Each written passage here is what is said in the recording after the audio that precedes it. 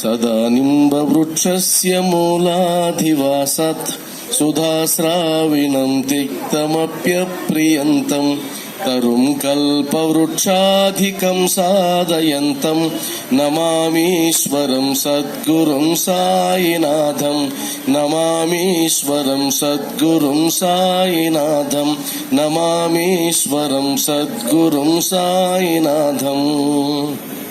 సాయి బంధువులారా, ఈరోజు మనం 10వ అధ్యాయం మాట్లాడుకోవాలి.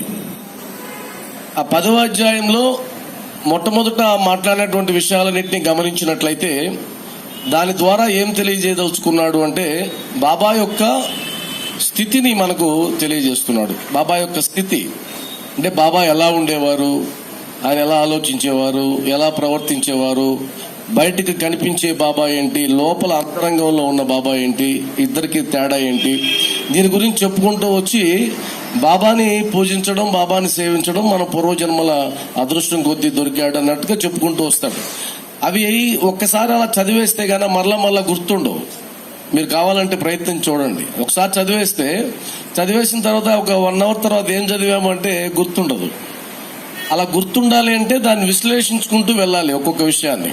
అందులో మొట్టమొదటి చెప్పింది ఏంటి అంటే బాబాని పదే జ్ఞప్తికి తెచ్చుకోవడం, మరలా గుర్తుకు తెచ్చుకోవడం అన్నటువంటి ప్రక్రియ ఏదైతే ఉందో దానిని హైలైట్ చేసి ఈ అధ్యాయంలో చెప్పడం జరిగింది. మనకు నవవిధ భక్తి రీతులు ఉన్నాయి కదా, అందులో ప్రధానమైంది స్మరణం కూడా. స్మరణం అంటే మరలా గుర్తు తెచ్చుకోవడం, స్మరించడం అంటే మరలా అదే నామాన్ని అదే రూపాన్ని గుర్తు తెచ్చుకోవడమే స్మరించడం అంటే. కాబట్టి స్మరించడం అంటే మరలా జ్ఞప్తికి తెచ్చుకోవడం అన్నది ఎంత గొప్పదో చెప్తూ ఏమంటాడంటే అది చాలా సులభమైనది. నిజమే కదా, ఒక వ్యక్తిని గుర్తు తెచ్చుకోవడం చాలా సులభం. ఎందుకని, ఎలా సులభం అవుతుంది, ఎందుకు సులభం? ఉదాహరణకి అది ఎందుకు సులభమైందంటే మనకు ఆ శక్తి ఉంది. ఉదాహరణకి మీరు షిరిడీకే వెళ్ళొచ్చారనుకుందాం. షిరిడీకి వెళ్ళొచ్చి బాబా రూపాన్ని చూసి వచ్చిన తర్వాత ఇంటికి వచ్చిన తర్వాత మీరు కళ్ళు మూసుకొని షిరిడీలో బాబా అనుకోగానే ఆ రూపం మళ్ళా మీకు గుర్తుకొస్తుంది. అవునా కదా? ఎందుకని, ఆ శక్తి మనకుంది. అంటే ఒక విషయాన్ని చూసిన తర్వాత దాన్ని మరలా గుర్తుకు తెచ్చుకునే శక్తి మనకుంది. అదేవిధంగా నామాన్ని అనేక సార్లు ఉచ్చరించగలం, చాలా సులభంగా అనుకోవడం, స్మరించడం. పైకి ఉచ్చరించడం అవసరం లేదు. స్మరించడం అంటే మనసులో అనుకోవడం, స్మరించడం అంటే మనసులో అనుకోవడమే కదా. అది చాలా సులభమైనది. 2, వ్యయ ప్రయాసలకు తావు లేనిది. ఖర్చు ఏమవుతుంది? స్మరించుకోవడానికి ఖర్చు ఏం లేదు. ఏమైనా ఉంటుందా ఖర్చు? అసలు వ్యయ ప్రయాస అంటే వ్యయానికి తావు లేదు, ఖర్చు కాదు. రెండోది ప్రయాస కూడా లేదు. ఎందుకని, అక్కడికి వెళితేనే, ఇప్పుడు ఉదాహరణకి బాబాని చూడాలి అంటే ఖచ్చితంగా ఇక్కడికి రావాలి, వచ్చి ఆయన ముందు నిలబడుకొని చూడాలి.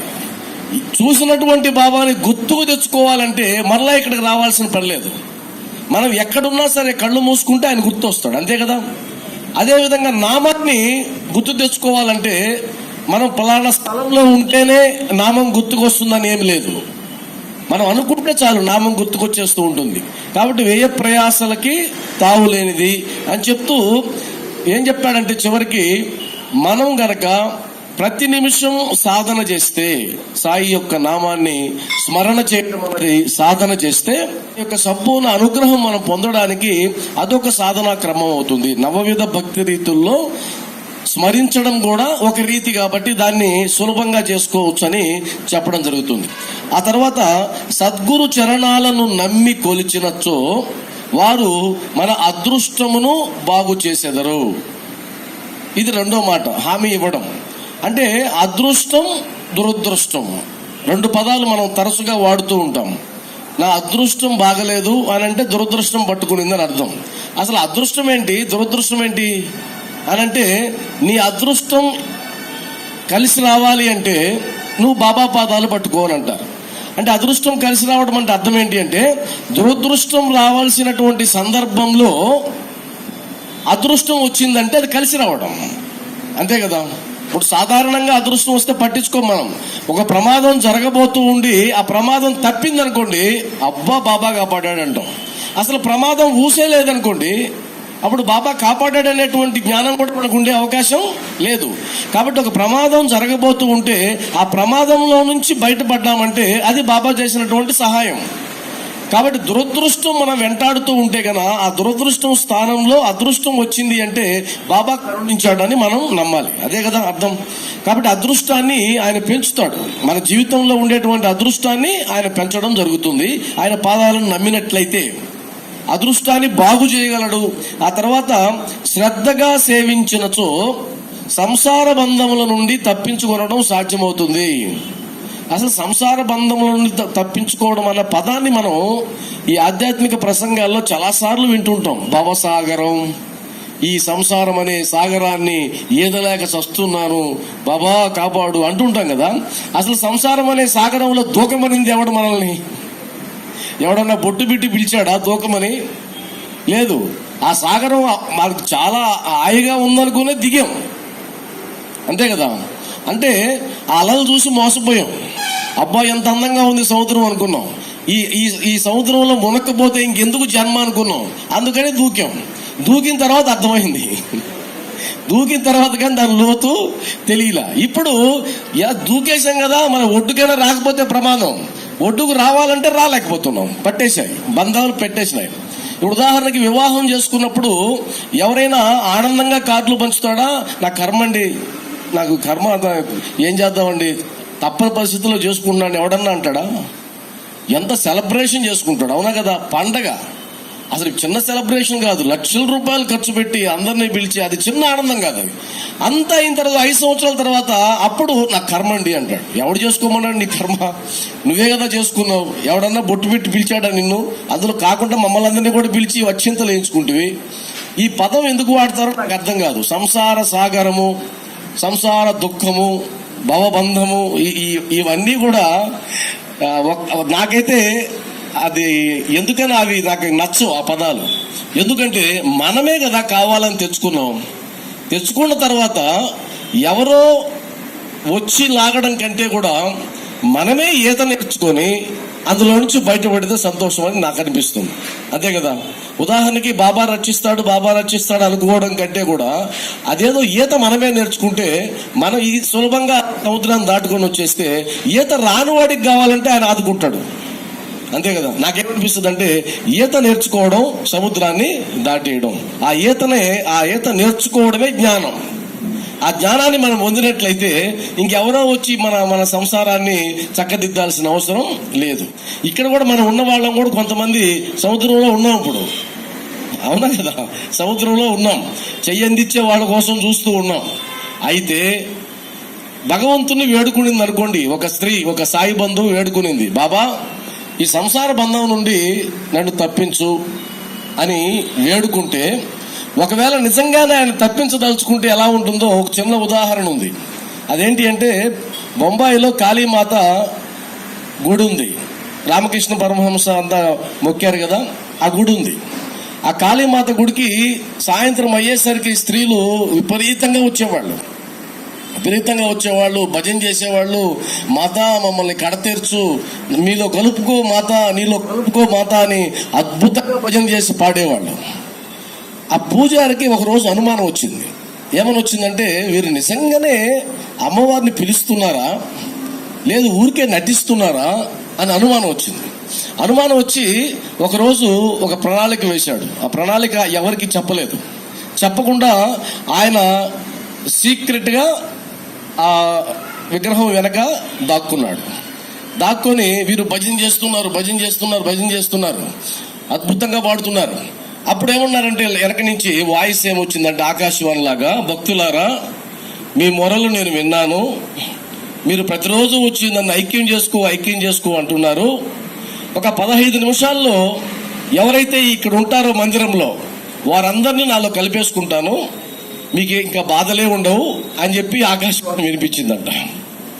ఒక్కసారిగా ఆగిపోయినాయి అన్ని భజనలన్నీ ఆగిపోయి అక్కడి నుంచి మొదలు పెట్టారు. అమ్మో 15 నిమిషాలు ఉంటే మా ఇంట్లో మా ఆయనకి నేనేం సమాధానం చెప్పాలని బయలుదేరినారు.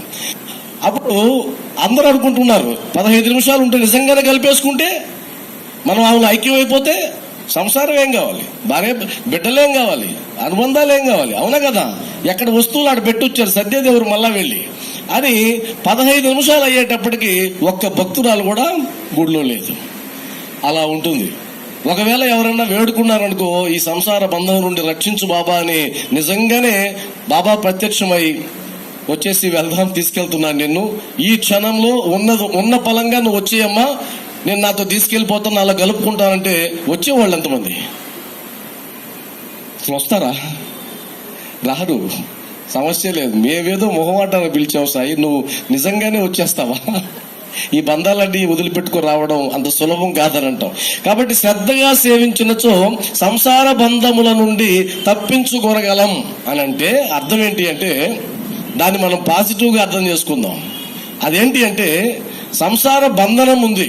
బంధం అంటే అటాచ్మెంట్, అదే కదా అర్థం. బంధం అంటే అటాచ్మెంట్.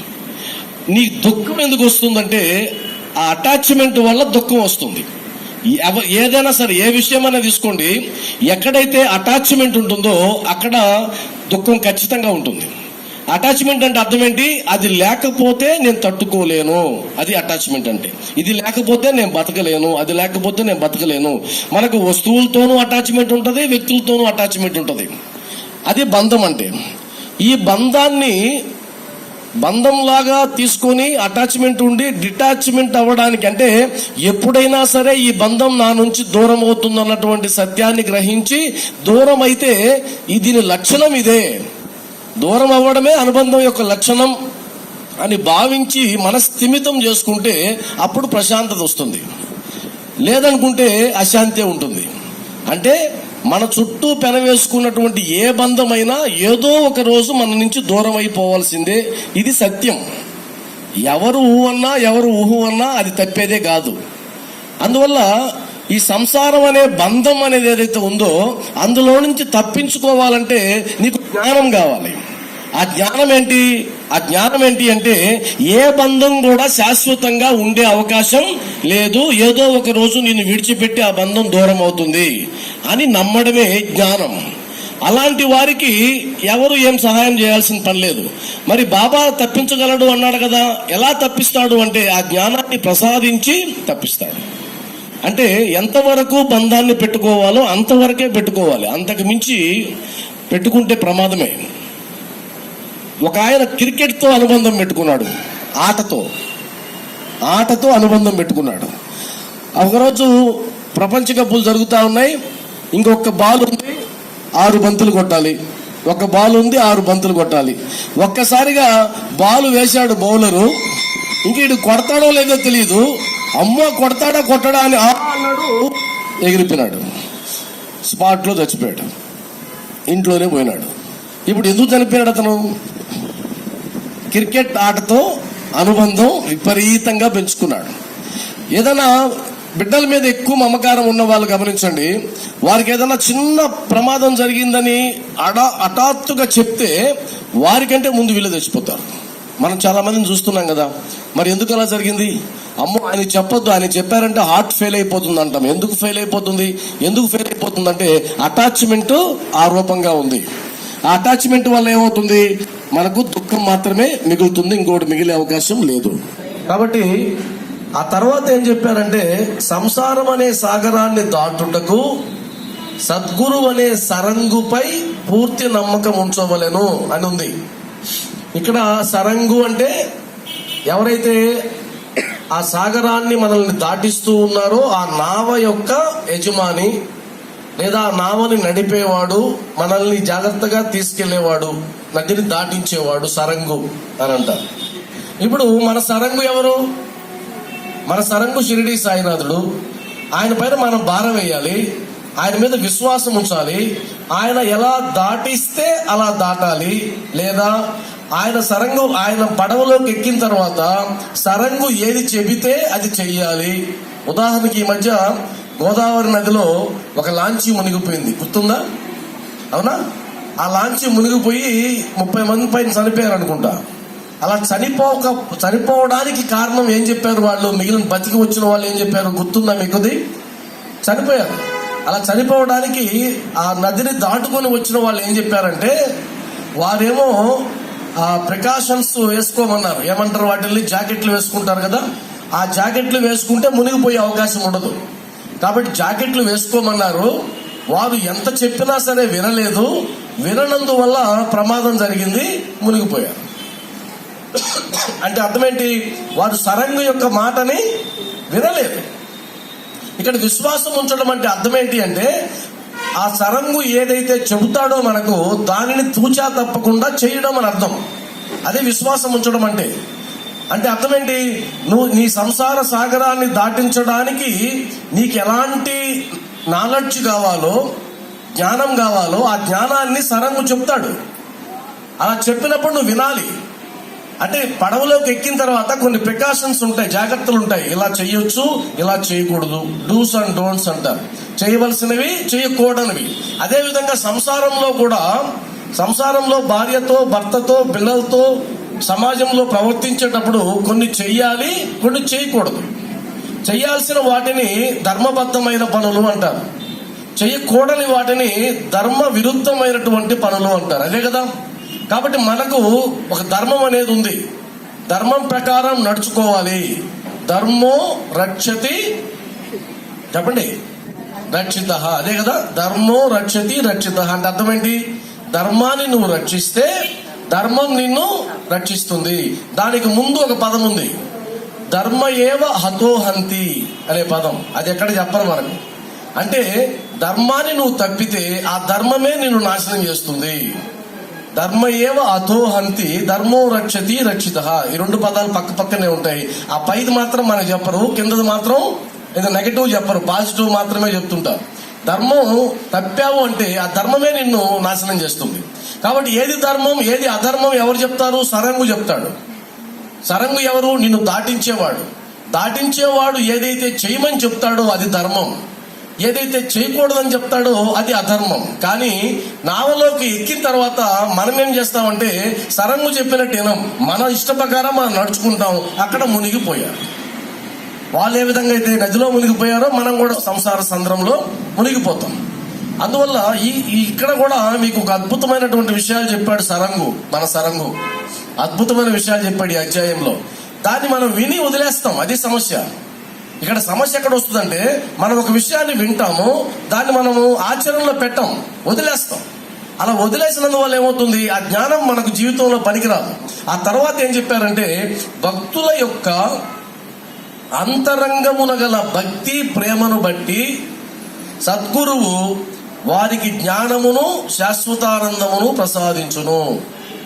కాబట్టి బాబా మనకు జ్ఞానాన్ని ప్రసాదించాలన్నా, బాబా మనకు ఆనందాన్ని ప్రసాదించాలన్నా దేనిని ప్రమాణంగా చూస్తాడు? బాహ్యాన్న, అంతరాన్న. ఇది మనకు స్పష్టత కావాలి. అంటే నీ పై మెరుగులు చూస్తాడా? నీ వేషం చూస్తాడా? విభూతి రేఖలు ధరించామా లేదా చూస్తాడా? కాషాయ వస్త్రాలు కట్టావా లేదా చూస్తాడా? ఇల్లు బాగా అలంకరించామా లేదా చూస్తాడా? లేదు. అంతరంగాన్ని చూస్తాడా అని అంటే ఇక్కడ తేలిపోయింది, మనకు స్పష్టమైపోయింది. ఏం స్పష్టమైంది? బాబా ఏం చూస్తాడు?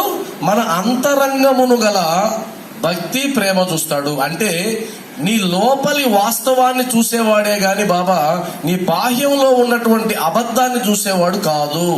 ఇది మనం 100% నమ్మాలి. ఆ తర్వాత ఏమంటాడంటే, తర్వాత లీల చెప్తూ ఏమన్నారు? బాబా వారి శయన లీల అదే ఇచ్చింది. బాబా వారి శయన లీల అంటే నానాసాహెబ్ డెంగలే అంటే వారికి సంతానాన్ని ప్రసాదిస్తాడు బాబా. అక్కడి నుంచే బాబా యొక్క కీర్తి వ్యాపిస్తుంది. బాబా యొక్క కీర్తి వ్యాపించడానికి మొట్టమొదటి లీల సంతానాన్ని ప్రసాదించడమే. సంతానాన్ని ప్రసాదించడంతో ఆ చుట్టుపక్కల ప్రాంతాలలో గొప్ప పేరు వస్తుంది బాబాకి. అక్కడి నుంచి భక్తులు రావడం మొదలు పెడతారు. ఆ నానాసాహెబ్ డెంగలే ఆయన ఒక చెక్క బల్లని బాబాకి కానుకగా ఇచ్చాడు.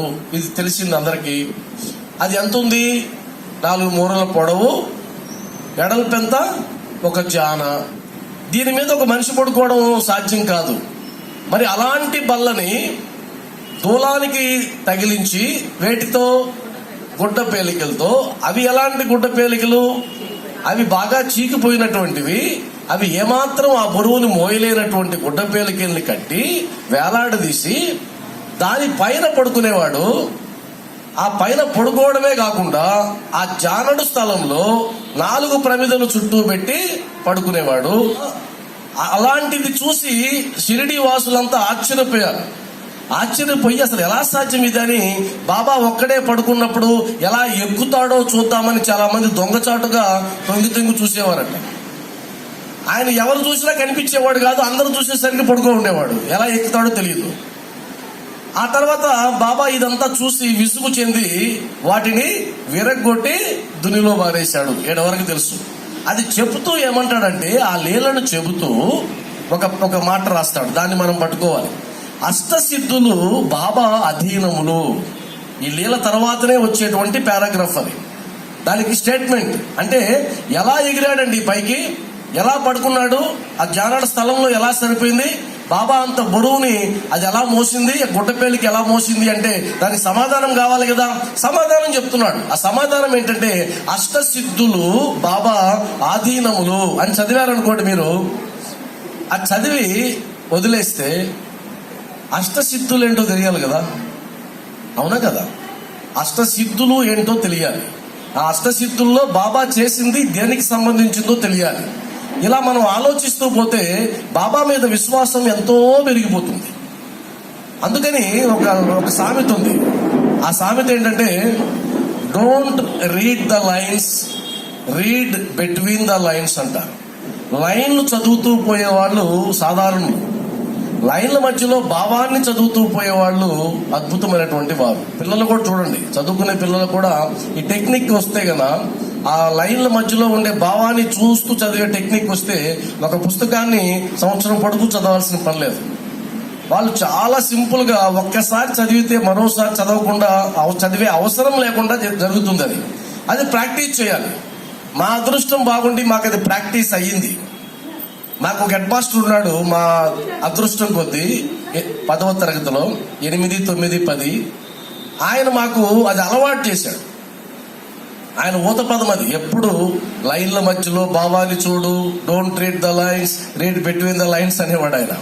అలా అలవాటు అయ్యేసరికి మాకేమైపోయింది, ఒక పుస్తకాన్ని ఒకసారి చదివితే రెండోసారి చదవాల్సిన పని లేదు. వల్ల అది మీరు సాధన చేస్తే సచ్చరిత్ర చదివేటప్పుడు, పారాయణ చేసేటప్పుడు మీరు ఈ విధంగా చదవడం అలవాటు చేసుకోవాలి. ఒక పదం మీకు అర్థం కాలేదనుకో ఇంకా ముందుకు వెళ్ళకూడదు, ఆగిపోవాలి అక్కడ. ఈ పదానికి అర్థం ఏంటో తెలుసుకుని వెళ్ళాలి.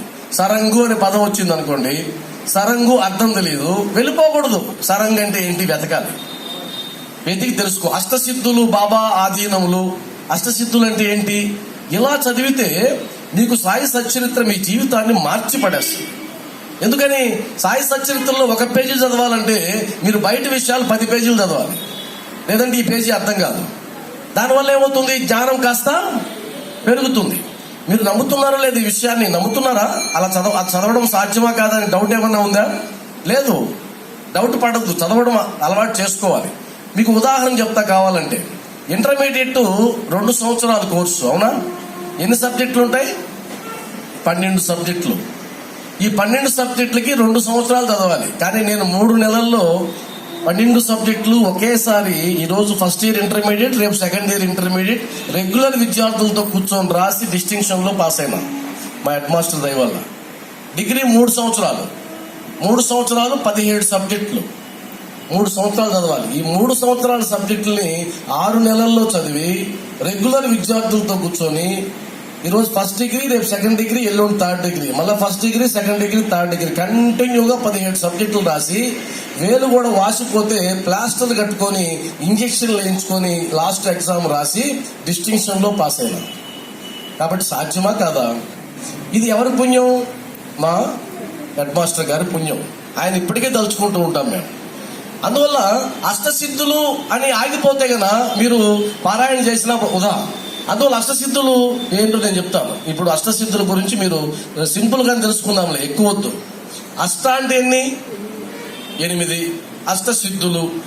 1 అనిమ అంటారు, దాని పేరు అనిమ. అనిమ అంటే శరీరాన్ని అతి చిన్నదిగా చేయగలరు. ఆ సిద్ధి వస్తే ఎవరు చేశారు చరిత్రలో? హనుమంతుడు గుర్తొస్తాడు కదా మీకు. హనుమంతుడు చిన్నవాడిగా అయిపోగలడు, పెద్దవాడిగా అయిపోగలడు. ఆయనకు ఆ సిద్ధి ఉంది.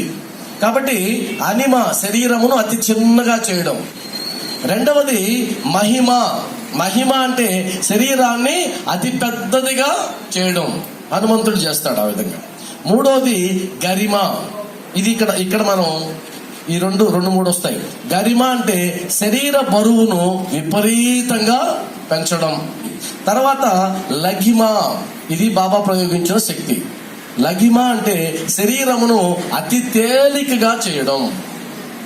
ఈ సిద్ధి వల్లనే బల్ల మీదకి బాబా ఎక్కి పడుకోగలిగాడు.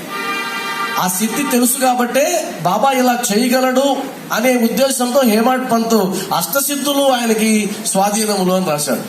కాబట్టి అదొక సిద్ధి. తర్వాత ప్రాప్తి, కావలసిన వస్తువులను పొందుట. ఆయన ఇష్టం, ఏ వస్తువైనా వచ్చేస్తుంది. తర్వాత ప్రాకామ్యం అంటారు. ఆ సిద్ధి ఏంటంటే కావలసిన భోగం అనుభవించుట. ఆయన అనుకుంటే ఏ భోగమైనా అనుభవించగలడు. ఆయనకి సాధ్యం కాని భోగం అంటూ ఉండదు. చివరిది మనందరికీ తెలుసు, ఈశత్వం అంటే ఎవరిపైనైనా దేనిపైనైనా అధికారము పొందుట ఈశత్వం అంటారు. ఈ సిద్ధి వచ్చిన వాళ్ళు కొద్దిసేపు మన కళ్ళ వైపు చూశారంటే గన మనం వారికి స్వాధీనం అయిపోతాం. అందుకనే అంటారు, బాబా వైపు ఎంతసేపు అయినా చూడొచ్చు కానీ బాబా కళ్ళల్లోకి మాత్రం మనం చూడలేమంట. బాబాను చూసిన వాళ్ళందరూ స్టేట్మెంట్ ఇచ్చారు, బాబా కళ్ళల్లోకి చూడడం సాధ్యం కాదు. ఎందుకంటే అవి అంత పవర్ఫుల్ గా ఉంటాయి కళ్ళు. మనం ఏకదాటిగా చూడలేము కళ్ళని. మనం తల దించుకోవాల్సిందే. ఎందుకంటే ఆ కళ్ళల్లో అంత పవర్ ఉంటుంది. ఆ కళ్ళతో ఏం చేస్తారంటే ఎవరినైనా సరే తమ స్వాధీనంలోకి తెచ్చేసుకుంటారు. ఒక్కసారి బాబా చూపు మన మీద ప్రసరించిందంటే జీవితకాలం ఆయనకి దాసులు అవ్వాల్సిందే మనం. ఇంకొక మాట లేదు. ఆ సిద్ధి అలాంటిది. ఆ తర్వాతది వశీత్వం అంటారు. వశీత్వం అంటే అన్ని భూతములను లోపరుచుకుంటా. ఇది బాబా చేశాడా లేదా?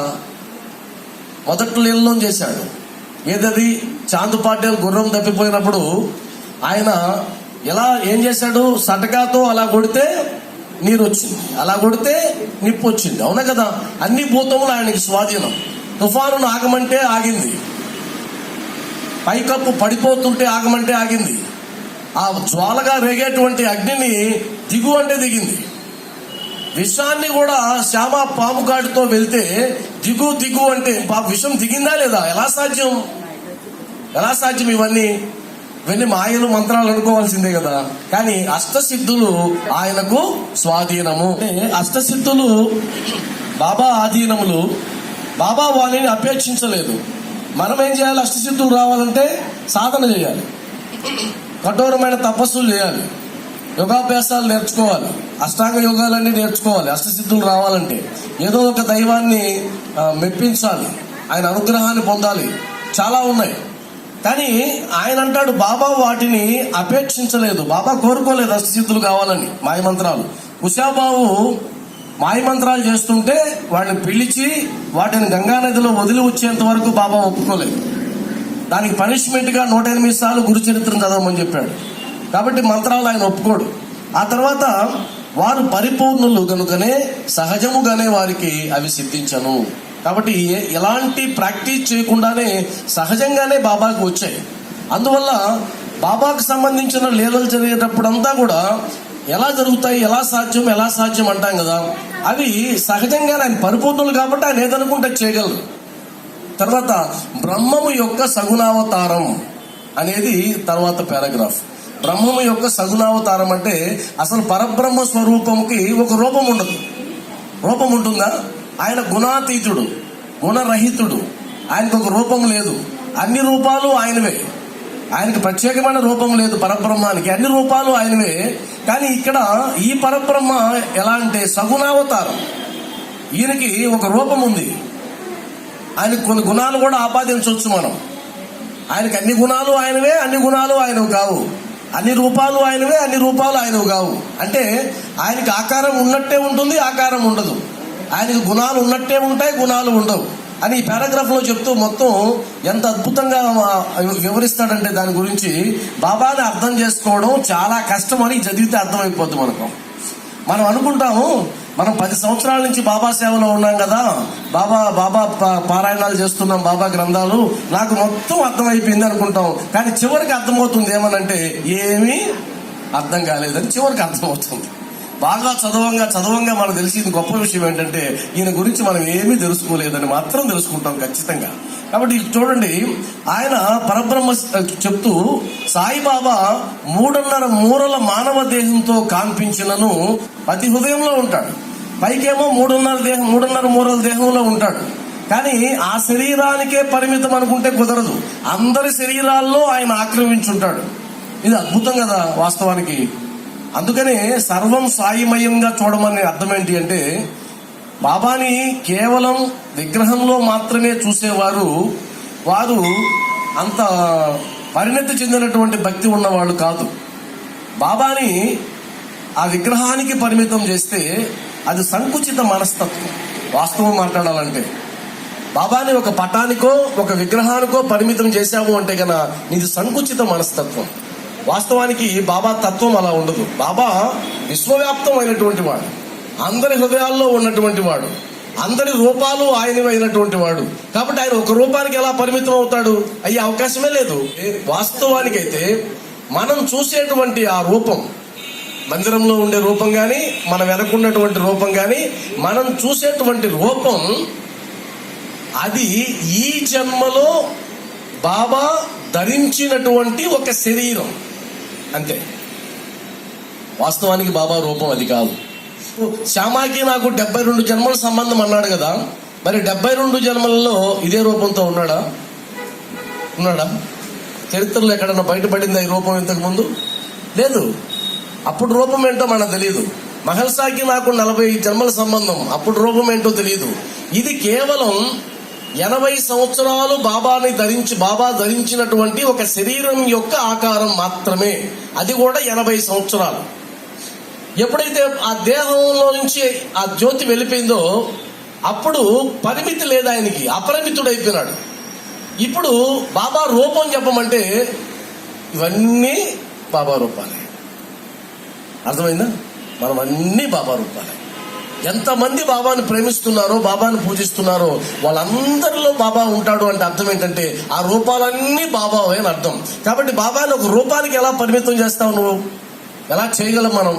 ఇదొకటి. తర్వాత అంతరంగమున 2 చెప్తున్నాడు, లోపల బయట 2. అంతరంగమున వారు పరమ నిరీహులు నిస్పృహులైనప్పటికీ బాహ్యమునకు లోకహితము కోరువానిగా కనిపించును. లోపల అంతరంగంలో ఏది పట్టించుకోడు, ఆయనకి ఎలాంటి స్పృహ ఉండదు, ఎవరితో సంబంధం ఉండదు. కానీ బయటకు ఎలా కనిపిస్తాడంటే అందరి బాగును కోరేవాడు లాగా కనిపిస్తాడు. తర్వాత అంతరంగమున వారు మమకార రహితులు. అంతరంగంలో ఎవరి మీద మమకారం లేదు బాబాకి. కానీ బయటికి ఎలా ఉండేవాడు? భక్తుల యోగక్షేమాలన్నీ నావే అన్నట్టుగా ఉండేవాడు బయటికేమో. లోపలికేమో ఎవరి మీద మమత్వం లేదు. బయటికి నా శ్యామ, నా తాత్య, నా బైజాబాయి, మా అక్క, మా మేనల్లుడు అనుకున్నారా లేదా? వాస్తవానికి అవన్నీ ఉంటాయి ఆయనకి. ఒకవేళ అవన్నీ ఉంటే ఆయన బాబా ఎందుకు అయినాడు? అయ్యే అవకాశం లేదు. లోపలికి అది ఉన్న, బయటికి అలా నటించేవాడని లాస్ట్ లో రాస్తాడు. ఆ తర్వాత లోపల పరబ్రహ్మ స్థితి ఎందు ఉన్నప్పటికీ బయటకు దెయ్యము వలె నటించుచుండేవాడు. లోపల పరబ్రహ్మ స్థితి ఉన్నటువంటి వాడు, కానీ బయటికి మాత్రం దెయ్యం వలె అంటే పిచ్చి పట్టినట్టు ప్రవర్తించేవాడు. అందరిళ్ళకి మామూలుగా భిక్షకెళ్తే ఉదయం వెళ్తారు, మధ్యాహ్నం వెళ్తారు, సాయంత్రం వెళ్తారు. ఉదయం అయితే వెళ్ళరు. టిఫిన్కి ఎవరైనా భిక్షకెళ్తారా? వెళ్ళరు. ఎన్నిసార్లు వెళ్తారు? 2 సార్లు వెళ్తారు. బాబా లాస్ట్ ఎన్నిసార్లు వెళ్ళాడు తెలుసు కదా మనకు? 12 సార్లు వెళ్ళేవాడు భిక్షకి. 12 సార్లు భిక్షకి వెళ్తే వాళ్ళు ఎంత సహనంతో పెట్టుండాలి ఆయనకి? 12 సార్లు. అప్పుడే వెళ్ళి భిక్షకి మళ్ళా భిక్షకి వెళ్తే 12 సార్లు అంటే అలా ఎందుకు ప్రవర్తించేవాడు? బయటికి దెయ్యం పట్టిన వాళ్ళలాగా ప్రవర్తించేవాడు. లోపల ఒకటి, బయట ఒకటి. ఇది మాట్లాడతారు. తర్వాత లోపల అద్వైత అయినను బయటకు ప్రపంచమునందు తగులు కూడిన వాళ్ళలా కనిపించేవాడు. లోపలేమో ఒక తత్వం, బయటకేమో ఒక తత్వం. ఒక్కొక్కప్పుడు వారిపై రాళ్లు విసిరేవారు, రాళ్లతో కొట్టేవాడు బాబా. అసలు ఒక్కొక్కసారి అయితే ఏం జరుగుతుందో కూడా తెలియదు. నిన్న మనం చెప్పుకున్నాం కదా ఒక ఎగ్జాంపుల్. ఏదది? నిన్న ఎవరిది? సపత్నేకర్ చరిత్ర చెప్పుకున్నాం కదా. సపత్నేకర్ పార్వతీబాయి తన బిడ్డను తీసుకొని బాబా దగ్గరికి వెళ్ళింది. ఆయన ఇచ్చాడు కదా సంతానం. ఆయన దగ్గరికి వెళ్తే బిడ్డను ఆ బాబా దగ్గర ఇస్తుంది. బాబా బిడ్డను తీసుకొని పైకి ఎగరేస్తుంది. మీరు అక్కడ తల్లిగా ఉంటే మీరు ఏమంటారు? పైకి ఇసిరేస్తాడు అంతే. ఏమైపోయిందో కూడా తెలియదు. అంటే అయిపోయినాడు, ఇంకా బిడ్డ ఇంకా బతికే అవకాశం లేదు అనుకున్నారు. ఎవరో ఒక భక్తుడు పరిగెత్తుకొచ్చి పట్టుకొని వచ్చి ఆమెకి ఇచ్చాడు. అది ఎలా ఉంటది? చూడడానికి చాలా దారుణంగా ఉంటది కదా. ఇవన్నీ చేసేవాడు, పైకి ఒకటి లోపల ఒకటి అలా ప్రవర్తించేవాడు. వాస్తవానికి బాబా విసిరేసిన తర్వాత వాడికి ఏమైనా అవుతుందా? అవ్వదు. కానీ ఆ విశ్వాసం ఉండి చావాలి కదా మనకు. ఆ విశ్వాసం ఉండదు. అమ్మో నా బిడ్డను విసిరేసినాడు అని చెప్పి కుయ్యమూరం కొట్టుకొని ఉంటుంది. కానీ ఆమె అయితే కొట్టుకోదు అనుకో పాపం. ఎందుకంటే ఆమెకు బాబా గురించి తెలుసు కాబట్టి ఒక్కొక్కప్పుడు తిట్టుచుండిరి, ఇంకొకప్పుడు ప్రేమతో హక్కున చేర్చుకుని చుండిరి. బాబా అవతార రహస్యమే ఏంటి అంటే హిందూ ముస్లింల యొక్క ఐక్యత. కాబట్టి హిందువుల దేవుడకు శ్రీరాముడు, మహమ్మదీయుల దేవుడకు రహీము ఇద్దరు ఒకరే. వారిద్దరూ ఒకటైనప్పుడు, వారిద్దరికి భేదం లేనప్పుడు మనకెందుకు భేదాలు? అందరూ కలిసిమెలిసి ఐక్యమత్యంతో ఉండండి అని బోధించాడు. ఆయన చేపట్టినటువంటి పండుగలు కానీ ఆయన చేసిన ప్రతిదీ కూడా ఇద్దరిని కలిపే చేశాడు. కాబట్టి అది జాతీయ ఐక్యమత్యాన్ని ప్రబోధించినటువంటి మొదటి బోధ. కొన్ని విషయాలు మనం గుర్తుపెట్టుకోవాలి. అదేంటి అంటే వివాదము వల్ల గాని ఘర్షణ వల్ల గాని ప్రయోజనము లేదు. ఇది బాబా చెప్పినటువంటి గొప్ప విషయం. మీరు ఎవరితోనైనా సరే బాబా భక్తులుగా వివాదంలోకి దిగడం గాని ఘర్షణ పెట్టుకోవడం గాని చేసినట్లయితే అది బాబాని అవమానించినట్టు అర్థం. అంటే మీరు గనక బాబా భక్తురాల్ని అనుకుంటే నేను చెప్పేది, లేదండి అనుకుంటే మీకు దానికి సంబంధం లేదు. ఎందుకంటే ఒక గురువును ఆశ్రయించిన తర్వాత గురువు చెప్పినటువంటి దానికి విరుద్ధంగా ప్రవర్తించినట్లయితే ఆయన మనం బాధ పెట్టినట్టే కదా అర్థం. అంతే కదా. కాబట్టి వివాదంలోకి వెళ్ళకూడదు. మీరు లౌకికంగా చాలా వివాదాల్లోకి వెళ్లే వాళ్ళు ఉంటారు, అవునా? వారికి దారిని పోయేటువంటి తగువును కూడా ఇంటి దాకా తీసుకొస్తారు వాళ్ళు. ఇలాంటి మనం చిల్లర పనులు చేయకూడదు. ఘర్షణలకి అస్సలు వెళ్ళకూడదు. అలా వెళ్ళకూడదు అంటే మీకు ఏమనుమానం వస్తుందంటే ఎవరైనా మనల్ని ఒక మాట అంటే ఏం చేయాలి? మనం అనాలి కదా. అనకపోతే వారికి మరీ చులకనైపోతాం కదా.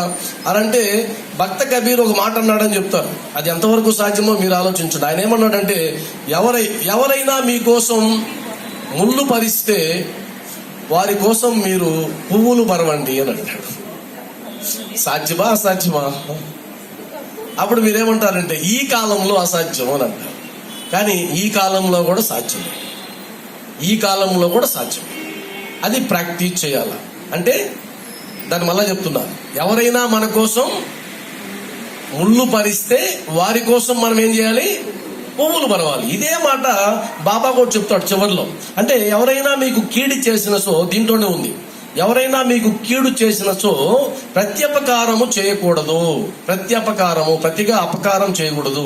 అంటే ఉపకారం చేసిన వాడికి ఉపకారం చేయడం పెద్ద గొప్పేం కాదు దాని భావం. అపకారం చేసిన వాడికి నువ్వు ఉపకారం చేస్తే అది గొప్ప.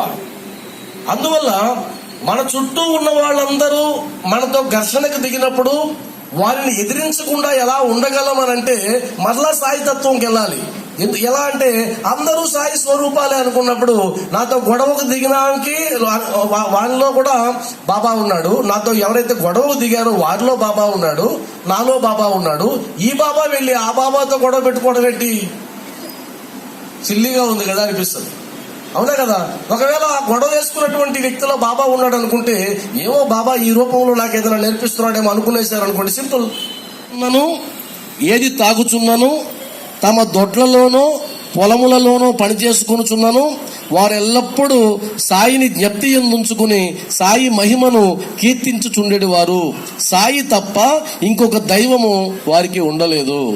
వారు ఏ తింటున్నా, తాగుతున్నా, దొడ్లలో పని చేసుకుంటున్నా, పొలాల్లో పని చేసుకుంటూ ఉన్నా, వారు ఏ పని చేస్తున్నా సాయినామాన్ని మాత్రం విడిచిపెట్టేవారు కాదు అని చెప్తూ షిరిడీ స్త్రీలు పామురులైనప్పటికీ వారికున్న స్వల్ప జ్ఞానముతోనే ప్రేమతో బాబాపై పాటలను కూర్చుకుని పాడుచుండేవారు. మనం కూడా ప్రారంభించాలనుకుంటున్నాం కదా, కాబట్టి బాబా అనుగ్రహం వచ్చింది మనకు. అంటే పాటలు పాడడానికి జ్ఞానం అవసరం లేదు, పాండిత్యం అవసరం లేదు. అందులోనే చెప్తాడు, పాండిత్యం యథార్థమైన కవిత్వము పాండిత్యము వల్ల రాదు, అది అసలైన ప్రేమ వలన వస్తుంది. అది కూడా మనకు ప్రమాణం ఇచ్చాడు. ఇష్టం వచ్చినట్టు రాసుకోవచ్చు, మనమే రాసుకోవచ్చు, కొన్ని చిన్న చిన్న పదాలు రాసుకొని పాడుకోవచ్చు. అదేవిధంగా మనకు ఊహకు ఏదైతే వస్తే ఆ ఊహ గురించి పాడుకోవచ్చు. మాకు ఒక పిన్ని గారు ఉండేవారు.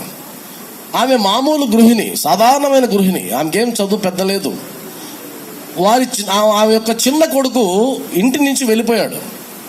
వాడు వెళ్ళినప్పుడు చాలా చిన్న వయసు. కొన్ని సంవత్సరాల పాటు వెతికారు, చివరికి ముగించుకున్నారు. వాడి గురించి వెతకడం మానేశారు. అన్ని జిల్లాలు వెతికేశారు. చివరికి వాడు చనిపోయాడు అనుకున్నారు, అందరూ చనిపోయాడు అనుకున్నారు. అలాంటి సందర్భంలో 25 సంవత్సరాలు తిరిగి వచ్చాడు వాడు. ఎలా ఉంటుంది ఒక్కసారి ఊహించుకోండి. చనిపోయాడు అనుకోని కన్ఫామ్ అయిపోయిన తర్వాత 25 సంవత్సరాలకి వాడు తిరిగి వచ్చాడు. తిరిగి వచ్చిన తర్వాత ఆనందపడి వాడికి ఏదో వ్యాపారం పెట్టించారు. ఆ తర్వాత పెళ్లి చేశారు. పెళ్లి చేసి వ్యాపారం అయిన తర్వాత వాడు మరలా వెళ్ళిపోయాడు. వాడు మరలా వెళ్ళిపోయిన తర్వాత ఆమె చచ్చిపోయే పరిస్థితి వచ్చింది. వాడి కోసం అలవటించి వాడి ధ్యాసతోనే చనిపోయింది. అప్పటికి కూడా రాలా, చివరి చూపు కూడా రాలేదు అసలు. ఆ తర్వాత ఆ కార్యక్రమాలంతా అయిన తర్వాత ఆమె డైరీ కనిపించింది నాకు. అది చూసా, మీరు నమ్మరు, ఆ డైరీ చదువుతున్నంత సేపు ఏడుస్తూనే ఉన్నాను. ఆమె ఎంత అద్భుతంగా రాసుకునిందంటే తన బిడ్డ గురించి ప్రతి సినిమా పాటనే ఆ బిడ్డకు ముడిపెట్టేసింది. ప్రతి సినిమా పాట వాడి గురించే. ఆమెకి ఏ పాట అయితే వచ్చో ఆ పాటని బిడ్డ కోసం రాసుకొని అది పాడుకునేదట ఒంటరిగా. అది నాకు తర్వాత కనిపించింది. అది అద్భుతమైనటువంటి సన్నివేశం అది. ఎందుకంటే ఒక తల్లికి బిడ్డ మీద ఎంత ప్రేమ ఉంటుందో దాన్ని బట్టి అప్పుడు రాసిన పాటే నేను అమ్మ పాట. మీరు విన్నారు కదా అమ్మ పాట, అందరూ విన్నారా? అమ్మ పాట ఆ సందర్భంలో రాసిందే. ఆమె కర్మక్రియలకి నేను పాడే ఆ పాటని ఆమె కోసం రాసి పాడితే అది ఇప్పటికీ కొన్ని వేల సార్లు పాటించారు నా దగ్గర. కాబట్టి ఇది గుర్తుపెట్టుకోవాలి. మీరు అనుకుంటే రాయగలరు, బాబా గురించి అనుకుంటే మాట్లాడగలరు. ఇప్పుడు నేను మాట్లాడుతున్నాను, మీరు మాట్లాడగలరు, అద్భుతంగా మాట్లాడగలరు, మీరు పాడగలరు, మీరు రాయగలరు. షిరిడి స్త్రీలు పామరులు అయినప్పటికీ చేశారు. మనం ఎవరు పామరులు ఇక్కడ ఎవరు లేము, చదువుకున్న వాళ్ళమే కదా. అదేవిధంగా చివరిగా బాబా తన అనుకో గురించి నిన్న కూడా ఒక మాట చెప్పాను నేను. బాబా తనను తాను ఎలా తగ్గించుకుని మాట్లాడేవాడు చెప్పాను. అనుకువ అనే దాని గురించి చెప్తూ ఆ పదాలు మళ్ళా చెప్తున్నాడు 10వ అధ్యాయంలో. బానిసలకు బానిసలకు నేను మీకు రుణగ్రస్తుడను అని బాబా అంటున్నాడు. వాస్తవానికి ఎవరు రుణగ్రస్తులు? మనం ఆయనకి రుణపడిపోయి ఉంటాం. ఆయన మనకి ఇచ్చినవన్నీ కానీ తలపోసుకున్నట్లయితే రుణపడిపోయి ఉంటాం. కానీ ఆయన రివర్స్లో మాట్లాడుతున్నాడు. ఏమని? మీకు నేను రుణగ్రస్తుని అయిపోయా, ఎందుకంటే మీ దర్శనముచే నేను తృప్తుడనైతిని. మనం ఆయన దర్శనం కోసం పోతున్నాం. ఆయన ఏమంటున్నాడంటే మీరు ఎంత గొప్పవారండి, మీ దర్శనం నాకు దొరికింది అంటున్నాడు. తర్వాత చూడండి, మీ పాదములు దర్శించుట నా భాగ్యము. మన పాదాలు దర్శించడం ఆయన భాగ్యమట. అనకువ భగవంతునికి చేరువ చేస్తుంది, అహంకారం భగవంతుడికి దూరం చేస్తుంది. Simple logic. అహంకరించావా భగవంతుడు దూరం అయిపోతావు, అనకువతో వినమ్రతతో ఉన్నావా భగవంతుడు దగ్గర అవుతావు. ఇంకా ఏమన్నాడంటే మీ అశుద్ధములో నేను ఒక పురుగును. మనం ఆలోచించగలమా ఆ విధంగా? ఒక చిన్న జ్ఞానం మనకు ఉండిందంటే ఎగిరెగిరి పడతాం కదా మనం, అవునా కదా?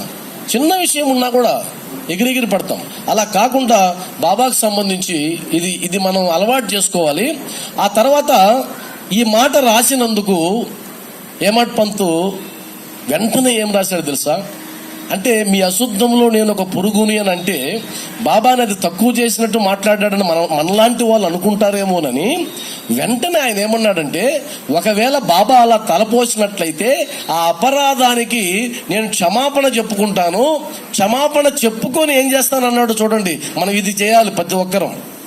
ఏదైనా తప్పు చేశామనుకోండి, తప్పు చేసిన తర్వాత ఏం చేస్తాం? బాబాకి వెళ్ళి క్షమాపణ చెప్తాం. క్షమాపణ చెప్పినప్పుడు ఏం చేయమంటారంటే చంపలు వేసుకోవడము, గుంజీలు తీయడము, ఇదే కదా ఇప్పుడు దాకా అలవాటైంది మనకు. కానీ బాబా వేరేది చెప్తున్నాడు మనకు, అది చెయ్యాలి. ఈసారి నుంచి మీరు మొదలు పెట్టాలి.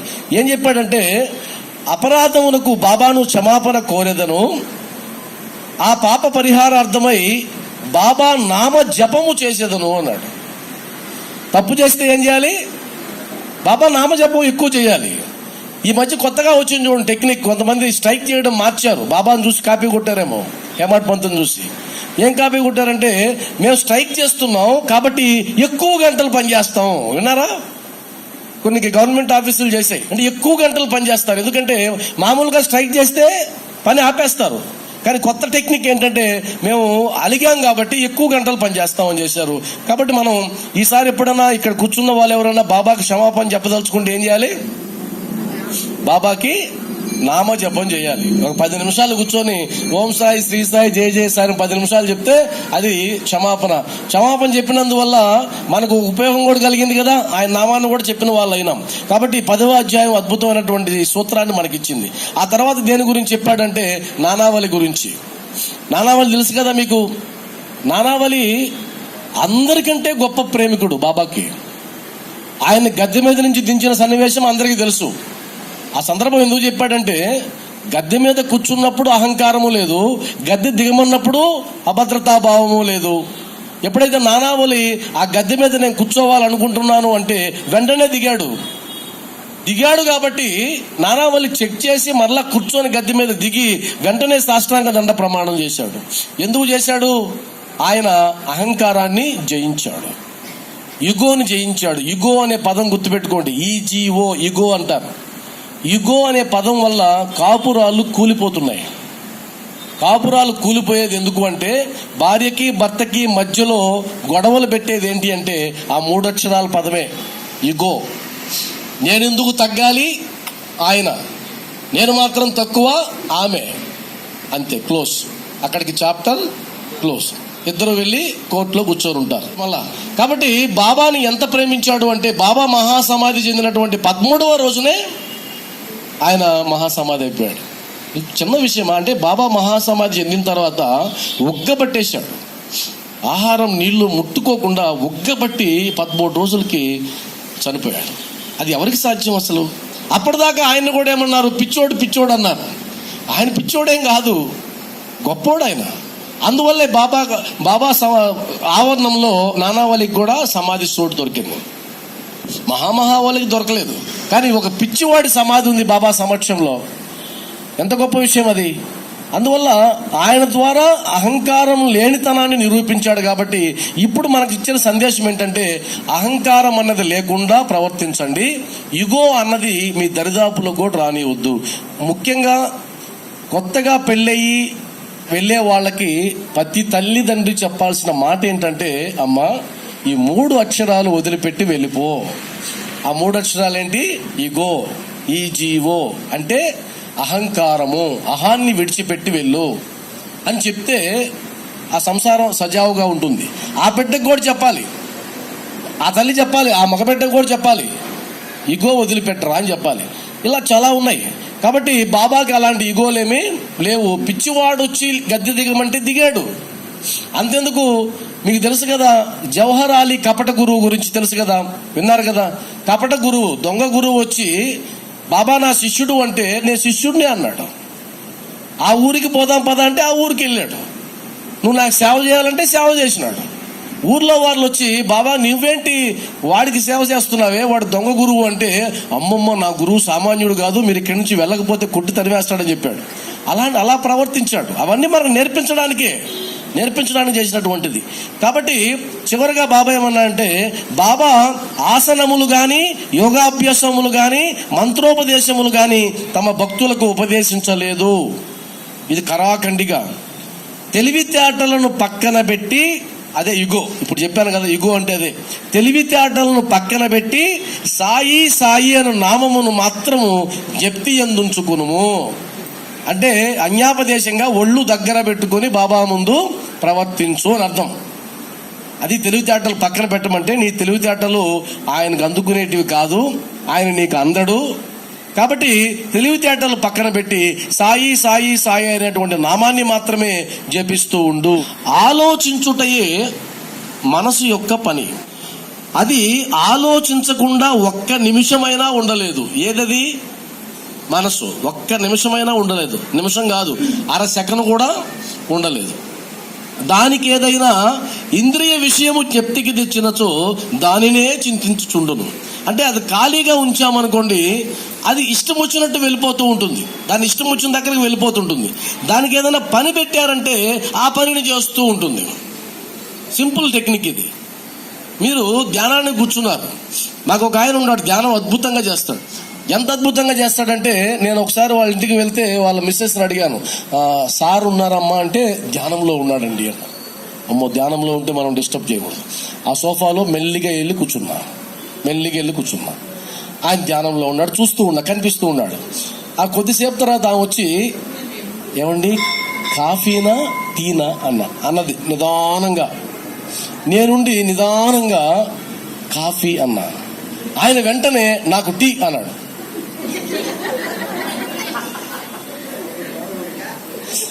ఎంత అద్భుతమైనటువంటి ధ్యానమో చూడండి అది. ఇప్పుడు ఆయన ఏం చేస్తున్నట్టు? ధ్యానం చేస్తున్నాడా, ఆలోచిస్తూ కూర్చొని ఉన్నాడా? ఆ దౌర్భాగ్యం ధ్యానం ఎందుకని నా ఉద్దేశం. అది ఎందుకు అవసరం ఆ ధ్యానం? కాబట్టి అది ఎప్పుడూ కామ్గా ఉండదు. నువ్వు ధ్యానంలో కూర్చున్నా కూడా అది నేను వదిలేస్తుంది అనుకుంటే పొరపాటు. మీకు చాలా మంది చెప్తుంటారు కదా, నేను ధ్యానం 1 గంట చేస్తానండి అని అంటారు. నీకెలా తెలుసు గంట చేసినావని? నాకు ధ్యానంలో లైట్ కనిపించింది అంటాడు. ఎవరు చూశారు? లైట్ కనిపించింది కదా, ఎవరు చూశారు? ఎందుకని? నిర్విషయం మనహ ధ్యానం. మనసులో ఎలాంటి విషయాలు లేకపోవడమే ధ్యానం. మరి లైట్ ఎవరు చూశాడు? మనసు చూసింది. మరి మనసు పనిచేస్తుంటే ధ్యానం ఎందుకైంది? అది మనసు లైవ్ అయిపోతే ధ్యానం. అది సమాధి స్థితి అంటారు. మరి ఆ స్థితికి రాకపోయినా కనీసం ఒక 2 నిమిషాలైనా ఖాళీగా కూర్చుంటామంటే హేమంత్ పంత్ గారు చెప్పినట్టు అది ఖాళీగా ఉండే అవకాశమే లేదు. అందుకని దానికి ఏం చేయాలి? ఒక పని పెట్టాలి.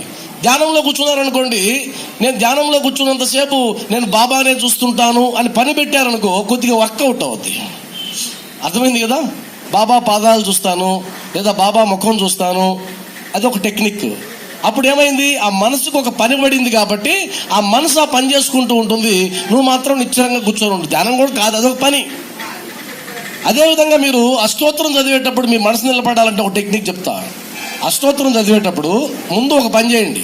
108 నామాలు ఉంటాయి కదా, 108 నామాలకి అర్థాలు తెలుసుకోండి. ముందు అర్థాలు తెలుసుకున్న తర్వాత ఆ నామం చదివినప్పుడు ఆ అర్థం వచ్చేటట్టు బాబా ప్రవర్తిస్తున్నట్టు ఊహించండి. అర్థమైంది కదా? ఇప్పుడు అభయహస్త ప్రదాయ నమః అన్నాడు అనుకో, బాబా అభయహస్తం ఇచ్చినట్టు నువ్వు చూడాలి, మనసుకు పని పెట్టాలి, అప్పుడు నిలబడుతుంది. ఆ విధంగా 108 నామాలు చదివేటప్పుడు 108 నామాల అర్థాన్ని నువ్వు చూస్తూ వెళ్ళినట్లయితే మనసు నిలబడుతుంది. లేదంటే 2-3 నామాల కల్లా పక్కకి వెళ్ళిపోతుంది. ఇది అద్భుతమైనటువంటి సాధన, ట్రై చేసి చూడండి. కాబట్టి దానికి ఏదైనా ఇంద్రియ విషయం జ్ఞప్తికి తెచ్చినచో దానినే చింతించుచుండును, గురువును జ్ఞప్తికి తెచ్చినచో గురువునే చింతించుచుండును. అందువల్ల ఆయన ఏం చెప్పాడు? మీరు పడుకునేటప్పుడు బాబాని స్మరిస్తూ పడుకోండి. ఆ పడుకున్న తర్వాత ఏదైనా నీకు ఆలోచనలు వస్తాయి, బాబా చుట్టూ వెళ్తాయి. లేదు, నిద్ర లేచిన వెంటనే బాబాని స్మరిస్తూ నిద్రలేయండి. ఆ తర్వాత నీ మనసు ఆటోమేటిక్గా దానినే ఆలోచిస్తూ ఉంటుంది. ఇది ఒక సాధన చేయాలి. ఈ సాధన ఎంతవరకు చేయాలి అంటే, సైంటిఫిక్గా చెప్పాలంటే 41 రోజులు చేయాలి. ఒక నామాన్ని సాధన చేయాలంటే 41 రోజులు చేయాలి. 41 రోజులకి ఏమవుతుందంటే మనసు పొరల్లో నుంచి బుద్ధి పొరలోకి వెళ్తుంది. ఇంకో సందర్భంలో దాని గురించి ఎక్కువ మాట్లాడదాం మనం. చివరిగా కంక్లూడ్ చేస్తే ఏం చెప్పాడంటే, భగవంతుని కృపా కటాక్షము లేని ఎడల మహాత్ముల చరిత్రలను వినుటకు కూడా మనసు అంగీకరించదు. ఇప్పుడు మనకు బలం వచ్చింది. ఏం బలం వచ్చింది? మనం వింటున్నామంటే భగవంతుని యొక్క కటాక్షము మన మీద ప్రసరించిందని అర్థం. కాబట్టి ఆ నమ్మకంతో మనం ముందుకు వెళ్ళొచ్చు. ఓం శ్రీ సచ్చిదానంద సమర్థ సద్గురు సాయినాథ్ మహారాజ్ కి జై.